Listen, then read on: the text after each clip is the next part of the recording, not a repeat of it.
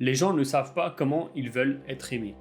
Et ils ne savent pas non plus en donner. Et comme on l'a vu plus tôt, une sagesse ancienne dit qu'aimer et être aimé est le plus grand besoin, mais nous ne savons pas comment aimer et comment en donner. Et nous portons aussi le poids de nos anciennes relations et expériences et nous les projetons sur une nouvelle personne.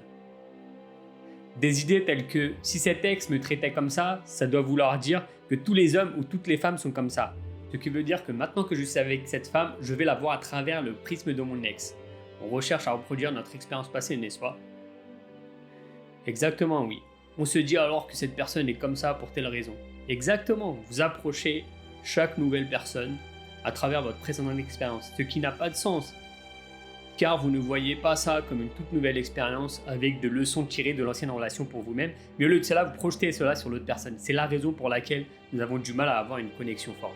Maintenant, je vais aborder les 5 types d'attirance qui existent et la raison pour laquelle je pense que c'est la meilleure façon de comprendre un langage amoureux. Non, je vais parler des 5 types d'attirance. Donc les 5 types d'attirance sont physique, financière, mentale, émotionnelle et spirituelle.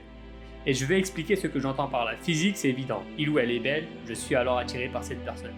Par finance ou richesse, j'aime ce qu'ils possèdent. J'aime ce qu'ils sont, j'aime ce qu'ils ont accompli.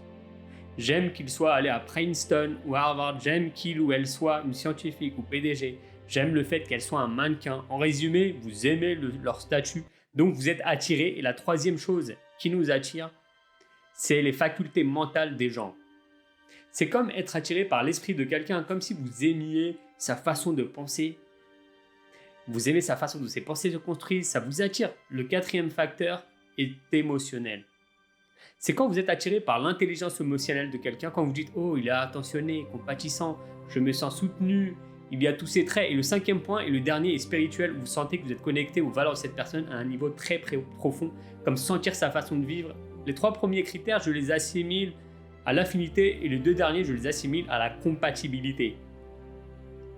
Donc les 3 premiers sont l'affinité et la plupart d'entre nous s'impliquent dans une relation basée uniquement sur les 3 premiers critères.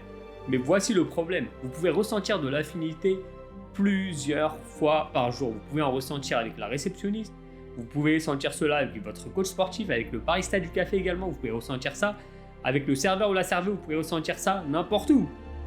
Vous pouvez trouver quelqu'un pour qui vous ressentez de l'affinité chaque jour. Et l'écueil est que nous choisissons d'entrer dans une relation basée uniquement sur les 3 premiers critères. Et il n'y a rien de mal à cela. Une relation évolue forcément avec le temps. Et donc ce que nous faisons, c'est de contribuer à nous convaincre que les 3 premiers critères de l'affinité sont plus puissants que les 2 derniers, qui correspondent pourtant à la compatibilité, et nous laissons l'affinité diriger notre relation, alors que ce n'est juste pas possible. La base du couple, on la laisse reposer sur l'affinité. C'est pourquoi beaucoup de gens comptent sur les relations sexuelles pour sauver une relation. Il y aura toujours conflit si les valeurs et la compatibilité ne sont pas là et que vous comptez que sur les affinités. Il y aura toujours des conflits. Toujours, ouais. Et l'affinité est vraiment facile à avoir et c'est beau d'en avoir. Vous devriez en avoir, mais mon point c'est que il faut les 2. Oui, et on ne peut pas dire non plus que si on est seulement attiré par le mental de la personne, sa façon de penser, que ça suffira à faire un bon mariage. On ne peut pas dire ça. Parfois, on a tendance à trop généraliser. On a parfois tendance à nous dire des choses comme il ou elle a un diplôme d'études supérieures d'une grande université ou d'une école de commerce. La personne travaille dans une grande entreprise, donc forcément, elle doit être gentille. Et t'es passionné. C'est comme dire que telle personne est un bon parent. Mais comment peut-on faire un tel parallèle? C'est pourquoi je dis qu'il faut regarder les différents critères pour une relation. Les 3 premiers, mais sans oublier le dernier. Ouais, avoir des valeurs d'intelligence émotionnelle et spirituelle communes. Oui, ça doit être des valeurs proches pour une relation qui soit durable. J'ai l'impression que nous pourrions en parler encore pendant des heures, c'est tellement intéressant. J'aimerais maintenant qu'on discute du fait d'être au service des autres. Parce que tu vis ta vie au service des autres. J'ai l'impression que ma mission est d'être au service des autres dans mon entreprise. Mes relations, mes amitiés, tout est une question d'utilité pour moi aussi. D'ailleurs, il y a une citation de la Bhagavad Gita sur le fait de planter des arbres. Oui, c'est vraiment connu. Alors ça dit, planter des arbres à l'ombre duquel on ne s'attend pas à s'asseoir. Je me souviens que tu m'avais dit cela il y a maintenant quelques années et je me souviens que ça m'a vraiment marqué. Parce que dans le business, quand j'ai commencé, je pense que c'était un peu du genre « Ok, je vais faire ça pour toi et en échange, tu fais ça pour moi. » J'étais dans le monde du marketing en ligne. où tout était connecté. Il s'agissait de marketing d'affiliation et c'était du genre je fais ça et en échange tu parles de moi. Et puis j'ai commencé à changer de mentalité. Quand j'ai lancé mon podcast il y a 7 ans, je me suis dit je vais juste inviter des gens et je vais juste apporter de la valeur. Si ça prend, c'est cool. Si c'est pas le cas, cool aussi. Et je pense que c'est difficile de changer de mentalité.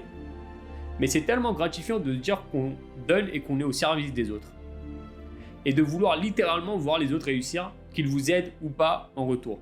Comment pouvons-nous arriver à voir finalement cet état d'esprit quand nous sommes plutôt en mode j'ai vraiment besoin d'aide en ce moment et je veux vraiment que quelqu'un puisse m'aider.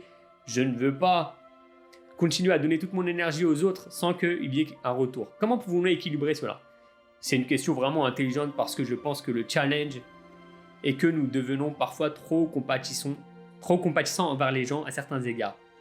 Alors, ce que je veux dire par là est qu'être compatissant et donner ne consiste pas à passer toute la journée avec une personne qui a besoin de votre attention et votre affection, alors que votre but est de faire tout autre chose. Par exemple, tu mets en ligne un podcast, tu publies du contenu vidéo, écris des livres. Cela revient à être utile à beaucoup de gens différents, à bien des égards, et tu n'attends rien d'eux, à part que la personne qui achète le livre puisse en tirer de la valeur. Tu n'attends rien d'autre de leur part, tu ne leur demandes pas de venir se battre pour toi s'ils ne le souhaitent pas. Donc tu plantes déjà ces graines, tu partages déjà de cette façon-là. Et je pense que l'erreur que nous faisons est que nous sommes parfois trop compatissants envers une seule personne. Nous faisons des choses en s'attendant à un retour de leur part. Donc ne pas être trop compatissant en espérant un retour de la part des autres. Ouais, ne le fais simplement pas si tu ressens ces choses-là et c'est totalement ok. Ça ne te rend pas moins compatissant, ça ne fait pas de toi une mauvaise personne. Si je ne veux pas et si j'ai des règles, il y a certaines personnes dans ma vie à qui je ne demande pas des faveurs parce que je ne voudrais jamais être en position où je leur demande. Pas parce qu'ils ne le feraient pas ou quoi, mais c'est juste que je ne veux pas faire ça, ce n'est tout simplement pas qui je suis. Il y a certaines personnes dans ma vie à qui je ne donnerai pas parce que je sais qu'ils continueront à demander des trucs encore et encore. Et vous avez besoin de vous protéger, et je pense que l'autoprotection, l'honnêteté avec soi-même, c'est la meilleure chose. Mon analogie préférée est que si quelqu'un se noie dans l'océan et que tu es en forme et en bonne santé et tu es un sauveteur pro, alors tu peux y aller, sauver cette personne. Mais si tu ne l'es pas, tu devras sûrement appeler un sauveteur pro pour venir les aider. Et c'est c'est la vraie compassion. Si tu ne peux pas aider quelqu'un, si tu te sens toxique un jour, tu te sens négatif un jour, tu sens que tu ne donnes pas vraiment de ton cœur, il vaut mieux laisser quelqu'un d'autre les aider et de ton côté gérer ses émotions négatives. Il ne faut pas s'attendre à ce que la personne rende l'appareil. C'est mieux de ne pas le faire si tu fais quelque chose et que dans ton cœur tu sens que tu le regrettes de plus en plus, il vaut mieux ne pas le faire.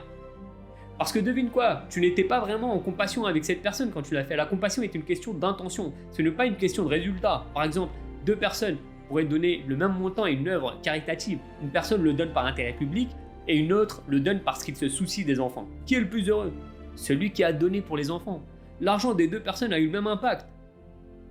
Mais l'intention est le plus important.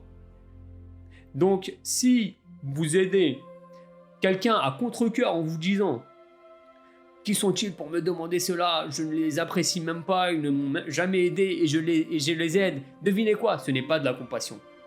Protégez-vous, faites face à cette émotion toxique. Aide les gens que quand je me sens de les faire, je me donne cette liberté, je suis honnête. Je serai honnête avec eux, honnête de la meilleure façon possible en disant « Je ne pense pas pouvoir t'aider sur ce point parce que je ne me sens pas de le faire. Ça n'a pas de sens pour moi. Ce n'est pas le moment. » Et cela vous empêche en fait d'être quelqu'un de complaisant parce que là, ce n'est pas de la compassion, mais c'est vouloir plaire aux gens. Nous voulons alors juste que les gens pensent que nous sommes quelqu'un d'incroyable, de cool, nous voulons toujours aider, soutenir tout le monde, mais c'est comme si nous étions des gens complaisants, pleins de ressentiments. Nous le faisons et ensuite nous sommes déçus de l'avoir fait. Exactement, et maintenant nous voulons les culpabiliser de ne pas nous avoir rendu l'appareil, donc je fais un effort conscient pour soutenir les gens que j'aime, je les aime, donc je le fais pour eux. C'est la compassion, mais tu ne dois pas être quelqu'un qui veut aider tout le monde tout le temps. Mais s'en détacher, ça s'apprend.